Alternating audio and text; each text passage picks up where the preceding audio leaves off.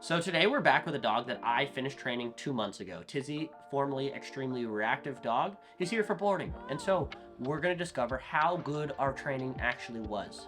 He could be just where we left it, could be better, and it could be worse. So you'll have to stick around and find out.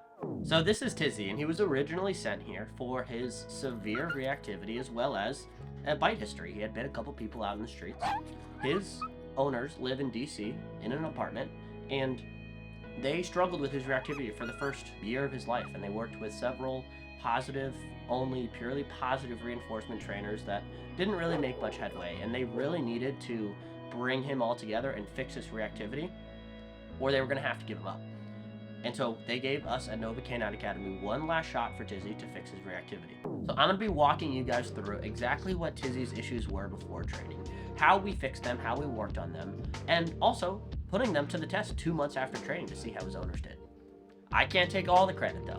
I gave Tizzy's owners several exercises to work on every single day, and if you're not doing these exercises with your dog, I'd be willing to bet that's the reason they have poor obedience. So the first thing we did with Tizzy when he arrived was fix his pulling. He pulled a lot, and he is a big dog, and that can create issues for anyone handling him, as well as it wasn't helping his reactivity. So we taught him how to loose leash walk as well as how to heel using our simple 3-step method. You can check out the video here if you want to teach your dog how to do that. And throughout training, his pulling significantly improved, and by the end of training, he had a perfect heel. He would walk next to us by my side no matter where we were, whether we were in Lowe's or Home Depot, or out walking around on a path, or carrying around a stroller because his parents are about to have a baby.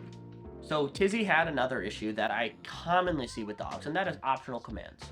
If you told him to sit down, he would sit down if it was for a piece of food or for a piece of cheese, or if nothing was going on. But if there was something more important, all the training was out the window and he would not respond. And so how we fix that issue is we wipe the slate clean. We start off on the place board, teach a dog lures. We don't use any verbal. All we're doing is teaching a dog, hey, you follow my hand, into a sit, a down, a stay, a recall, all of these different things. And once that is 100%, we then start introducing the hand commands as well as the verbal commands. But we have to make sure that the commands are 100% before we start doing that. And Tizzy's commands are now 100% solid. If you tell him to sit or lie down, he will do that no matter where you are. And that is an awesome improvement. All right, so getting into his reactivity. When Tizzy arrived at training, his reactivity was pretty bad. If there was a dog walking by that didn't care and didn't really look at him, he didn't have a really big issue with it, but anytime a dog would look at him or lunge or make any sudden movements, Tizzy would go berserk. He would freak out, and it would get him really aroused and really excited.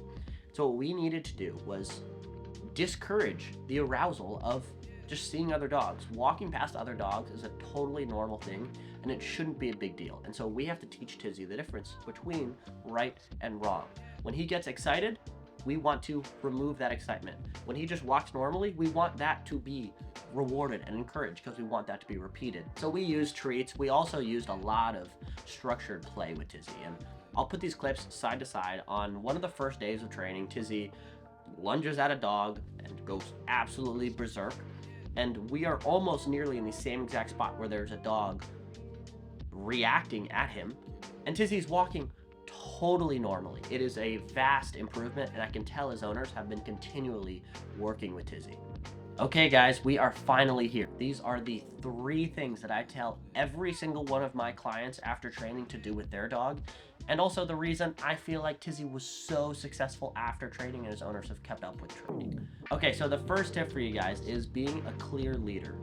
We want to be very clear with our dog what we want them to do, and we want to encourage behaviors that we want to be repeated, and we want to discourage behaviors that we don't want to be repeated. We say commands once.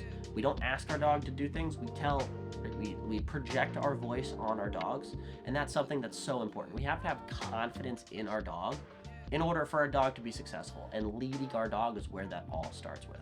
So the second thing for you guys, when you're on a walk, your dog should be heeling the vast majority of the time. At least 80% of the walk, your dog should be right next to you. It is a great mental exercise for your dog. Your dog can still go out and go to the bathroom and explore, but a walk really isn't to give your dog a lot of exercise, and your dog should separately go and play. A walk should be a great mental exercise for your dog to pay attention to you and to build your relationship with your dog. So the third and final thing for you guys is structured play. And everyone should be working on structured play with their dog every single day. When you go out and you let your dog play fetch or frisbee or whatever it may be, it's great physical exercise. But we also have an opportunity to make it a great mental exercise and to improve your relationship with your dog. Right? You throw a frisbee, the dog brings it back. Perfect. All right, let's put our dog in a sit-stay and then throw the frisbee. It's a great mental exercise. And then we release them after the frisbee goes. Continuing to improve this relationship and this communication with you is so important for you to do with your dog. And it shows in all aspects of his life that his owners have been working on this. Well, there you go, folks. This was a high-level overview on how we keep a dog trained over time and how we continue to improve on our relationship and our communication with our dog. I'd say it held up pretty well with Tizzy. Leave me a comment below what you think. Make sure you like and subscribe. It's free to subscribe. It really helps out the channel, and we'll see you in the next one.